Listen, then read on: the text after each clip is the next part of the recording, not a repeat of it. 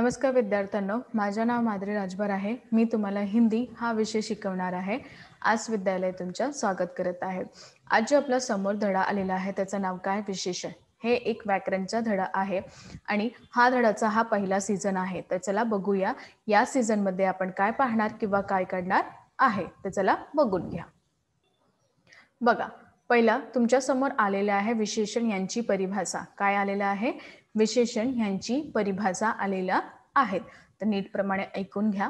बघा, संज्ञा और सर्वनाम, संज्ञा और सर्वनाम शब्दों की विशेषता बताने वाले शब्दों को विशेषण कहते हैं। संज्ञा किंवा सर्वनाम, संज्ञा किंवा सर्वनाम शब्दाच्या विशेषता सांगितलेला, शब्दाच्या विशेषता सांगणाऱ्या शब्दाला आपण विशेषण असंही म्हणतो। जसे सुंदर घर, लाल सेब, कुछ सैनिक, बड़ा मैदान, ठंडी कुल्फी इत्यादी। जसे इथे काही उदाहरण दिलेले आहे की जसं सुंदर घर, घर तर आहे पण कसं आहे? सुंदर। लाल सेब, कुछ सैनिक, मोठा मैदान आणि थंडी कुल्फी याप्रमाणे यांची विशेषता। जसे खालती बघा, विशेषण हर परिस्थिति में संज्ञा और सर्वनाम की विशेषता बताता है। विशेषण हर परिस्थितीमध्ये, विशेषण सगळ्या परिस्थितीमध्ये संज्ञा किंवा सर्वनाम यांची विशेषता आपल्याला जाणवत आहे। नीचे लिखी पंक्तियों को ध्यानपूर्वक पढे। खालती काही पंक्ती दिलेली आहे, त्यांना तुम्ही नीट प्रमाणे ऐकून घ्यायचं आहे। कळलं हो? तर चला बघून घ्या। पहिला काय आहे? काली गाय अधिक दूध देती है। काळी जे गाय आहे ते अधिक दूध देत आहे। मोठा लड़का दौड़ नहीं पा रहा, जो मोठा लड़का आहे ते दौड़ नाही आहे। व ऊंचा मकान राजेश का है, ते खूपच मोठा ऊंचा मकान कोणाचा आहे? राजेश यांचा आहे। तुम 1 किलो चावल लाओ, तुम्ही 1 किलो चावल घेऊन या। मेरी कक्षा में 50 छात्र है, माझी कक्षावर म्हणजे माझी कक्षावर किती छात्र आहे? 50 छात्र आहेत। तर याप्रमाणे इथे जे हे काही वाक्य दिलेलं आहे ते नीट प्रमाणे ऐकून घ्यायचं आहे। कळलं हो? तर अजून काय आहे बघून घ्या। बघा, इन वाक्य में काली, अधिक, मोटा, ऊंचा, 1 किलो और 50 शब्द क्रमशः गाय, दूध, लड़का, मकान, चावल और छात्र संज्ञा शब्दों की विशेषता बता रहे हैं। ऐसी ही विशेषता बताने वाले शब्दों को विशेषण कहा जाता है। पुन्हा नीट प्रमाणे ऐकून घ्या। या वाक्यात तुम्ही बघितले की काळी, अधिक, मोठा, उंचा, 1 किलो, अजून 50 शब्द क्रमशः गाय, दूध, मुलगा, मकान, चावल, छात्र हा सगळं संज्ञाची विशेषता जाणवत आहे किंवा सांगितले आहे आणि या विशेषताचा बतावणाऱ्या शब्दांचा आपण विशेषण असंही म्हणतो। कळलं हो? तर अजून काय आहे बघून घ्या। आता आपण पाहणार आहे विशेषण यांचा भेद। काय पाहणार आहे? विशेषण यांचा भेद पाहणार आहे। तर विशेषण यांचा भेद किती आहे? विशेषण यांचा भेद 4 आहे। विशेषणाचा किती भेद आहे? विशेषणाचा 4 भेद आपल्या समोर दिलेले आहेत। बघा, नीट प्रमाणे ऐकून घ्या। पुन्हा सांगत आहे, विशेषण यांचा भेद, विशेषण यांचा किती भेद आहे? विशेषणांचा 4 भेद आहे। किती आहे? 4 भेद आहे। तर पहिला आहे तुमचा गुणवाचक विशेषण, दुसरा आहे परिमाणवाचक विशेषण आणि तिसरा आहे तुमचा संख्यावाचक विशेषण, चौथा आहे तुमचा सार्वनामिक विशेषण। तर आपल्याला विशेषणचे किती प्रकार पाहायचे आहे? 4 प्रकार पाहायचे आहे। ते कोणकोणते आहे ते मी तुम्हाला इथे दिलेले आहेत। कळलं की नाही? हो, तर चला अजून बघून घ्या। बघा, तुमच्या समोर पहिला प्रकार आलेला आहे। पहिला कोणता प्रकार है? गुणवाचक विशेषण। कोणता प्रकार है? गुणवाचक विशेषण। जो शब्द संज्ञा और सर्वनाम के गुण, दोष, रंग, स्थान, आकार आदि के विषय में बताते हैं उन्हें गुणवाचक विशेषण कहते हैं। आता गुणवाचक विशेषण काय आहे ते आता आपण पाहणार आहे। पहिला बघा, जे शब्द संज्ञा, सर्वनाम, त्यांचा गुण, दोष, रंग, स्थान, आकार हा सगळं विषय जे आपल्याला सांगितलेलं आहे किंवा सांगणार आहे त्यांना आपण गुणवाचक विशेषण असंही म्हणतो। कळलं हो? जसे इथे काही उदाहरण दिलेले आहे, नीट प्रमाणे ऐकून घ्या। पहिला बघा, मयंक ईमानदार लड़का है। मयंक हा एक ईमानदार मुलगा आहे। दुसरा, प्रभा के लाल फ्रॉक पहनी है। प्रभाने कोणती फ्रॉक घातलेली आहे? लाल फ्रॉक घातलेली आहे। तर याप्रमाणे इथे काही वाक्य दिलेले आहे ते नीटप्रमाणे ऐकून घ्या. इन वाक्यों में ईमानदार लाल विशेषण शब्द है. या वाक्यातून ईमानदार किंवा लाल हा विशेषण शब्द आहेत. इन शब्दों से लड़का फ्रॉक शब्दों के गुण रंग आकार का पता चलता है. या शब्दातून आपल्याला मुलगा किंवा फ्रॉक यांच्या शब्दाचा गुणांचा रंग आकार हा सगळं जाणून जात आहे. ये शब्द गुणवाचक विशेषण है आणि हा शब्द गुणवाचक विशेषण आहे. कसा आहे?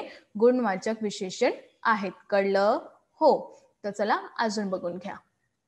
परिमाणवाचक विशेषण दिलेले आहे. परिमाण का अर्थ है मात्रा. जो विशेषण संज्ञा और सर्वनाम शब्द की मात्रा या परिमाण का बोध कराते हैं उन्हें परिमाणवाचक विशेषण कहते हैं. आता आपण पाहणार आहे परिमाणवाचक विशेषण. काय पाहणार आहे? परिमाणवाचक विशेषण. परिमाण यांचा अर्थ आहे मात्रा.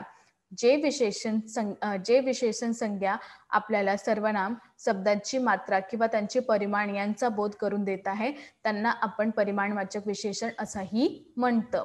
जसं इथे बघा, अशोक 2 लिटर दूध लाया. अशोक यांनी किती लिटर दूध आणले? 2 लिटर. दुसरा, व लोटाभर पाणी लाया. तिने लोटा भरून पाणी आणलेला आहे. तिसरा, सचिनने 3 मीटर कपडा खरीदा. सचिन यांनी किती मीटर कपडा खरीदले?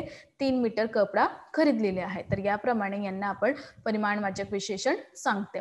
अजून काय आहे बघून घ्या.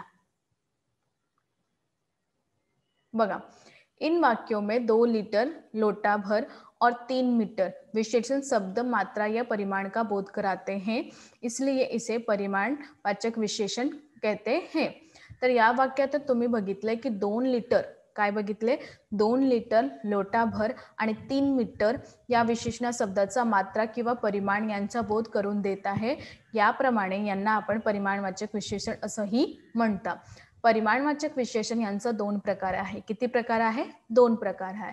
ते आता आपण पाहणार आहे. तर चला बघून घ्या. बघा, पहिला आहे निश्चित परिमाणवाचक. पहिला काय आहे? निश्चित परिमाणवाचक विशेषण. संज्ञा या सर्वनाम का निश्चित परिमाण बताने वाले विशेषण को निश्चित परिमाणवाचक विशेषण कहते हैं.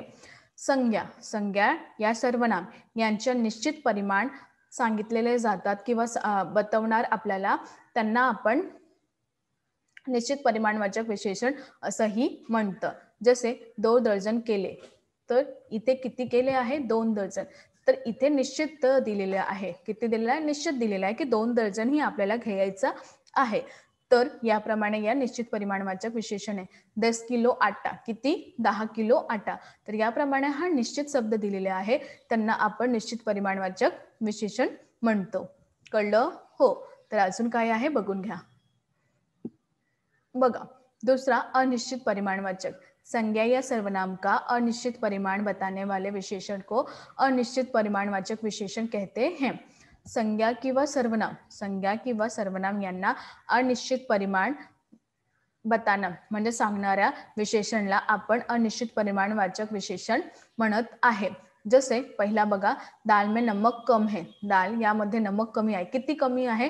नाही माहित. यानंतर यांना आपण अनिश्चित परिमाणवाचक विशेषण ही सांगतो. चाय में चीनी कम है. चाय मध्ये चीनी कम आहे, पण किती कमी आहे माहित आहे का? नाही. तर यांना आपण अनिश्चित परिमाणवाचक विशेषण म्हणतो. कळलं? हो. तर अजून काय आहे बघून घ्या. बघा, निश्चित आणि अनिश्चित. इथे निश्चित किंवा अनिश्चित दिलेले आहे. 4 सेब म्हणजे कुछ सेब. 10 बालक, कुछ बालक. मेरे पास 2 आम है. मेरे पास कुछ आम है. 5 छात्रों को भेजो. कुछ छात्रों को भेजे. तर तुम्ही इथे बघणार की यांच्या परिवर्तन कसा प्रमाणे होऊन जात आहे. इथे निश्चित म्हणजे निश्चित केलेले जात आहे. जे संख्या आहे ते निश्चित केलेले जात आहे, पण अनिश्चित बद्दल ते संख्याचं काहीही नाही आहे की काही कमी हा सगळं दिलेले आहेत. तर अजून काय आहे बघून घ्या. आता आपण पाहणार आहे संख्यावाचक विशेषण. काय पाहणार आहे? संख्यावाचक विशेषण. जो विशेषण किसी संज्ञा या सर्वनाम की संख्या संबंधी विशेषता का बोध कराए उन्हें संख्यावाचक विशेषण कहते हैं. बघा, नीटप्रमाणे ऐकून घ्या. ज्या विशेषण कोणताही संज्ञा किंवा सर्वनाम यांची संख्याची संबंधी विशेषताचा बोध करून देत आहे त्यांना आपण संख्यावाचक विशेषण असंही म्हणतो. जसे 2 घोडे दौड़ रहे हैं. 2 घोडे दौड़त आहे. तर याप्रमाणे घोडे किती आहे? 2. दुसरा, क्रिकेट टीम में 11 खिलाड़ी होते. क्रिकेट टीम मध्ये 11 खिलाड़ी होत आहे. फुटबॉल विश्व कप में 10 टीमों ने भाग लिया है. फुटबॉल विश्व कप मध्ये 10 टीमातून भाग घेतलेले आहेत. तर याप्रमाणे तुम्ही बघणार की संख्या म्हणजे काहीही नंबर्स, काही अंक दिलेले आहेत त्यांना आपण संख्यावाचक विशेषण असंही म्हणतं. तर अजून काय आहे बघून घ्या. बघा, इन वाक्यों में 2, 11 और 10 संख्यावाचक विशेषण है जो घोडे टीम शब्दों की संख्या संबंधी विशेषता प्रकट करे. या वाक्यातून 2 किंवा 11 हा 10 संख्याचा संख्यावाचक विशेषण आहे जे घोडे किंवा टीम शब्दांची संख्या संबंधी विशेषता प्रकट करत आहे. कळलं? हो. तर अजून काय आहे बघून घ्या. तर आज आम्ही काय शिकलो? आज आम्ही शिकलो की कशाप्रमाणे हा विशेषणची परिभाषा आणि त्यांचे काही प्रकार पण आपण इथे पाहिलेले आहे. त्यांच्या प्रकारबद्दल आपण माहिती झाले की त्यांची विशेषण काय बद्दल आणि त्यांच्या प्रकार आपण पाहिले. त्या प्रकारातून आपण काही प्रकार इथे पाहिलेले आहेत. त्यांचा मार्ग कसा करायचा किंवा त्यांचा उपयोग कशासाठी करायचा हा व्याकरणच्या पद्धती बरोबर आहेत आणि यांचा उपयोग आपल्याला भाषा याबद्दल खूपच उपयोगी आहे आणि त्यांचा मार्ग कुठं काय करायचं हा प्रयत्न सगळं केलेले जात आहे. त्यांची परिभाषा दिलेली आहे आणि त्यांचं उदाहरण पण दिलेलं आहे. तर सगळं व्यवस्थित नीटप्रमाणे तुम्हाला ऐकून घ्यायचं आहे. जिथे जिथे तुम्हाला नाही कळणार किंवा नाही समजणार आहे त्यापर्यंत तुम्हाला पुन्हा ऐकायचं आहे आणि लिहून घ्यायचं आहे. लिहून घेणार आहे तेव्हा तुम्हाला लवकरच कळणार आहे. कळाले? हो. धन्यवाद.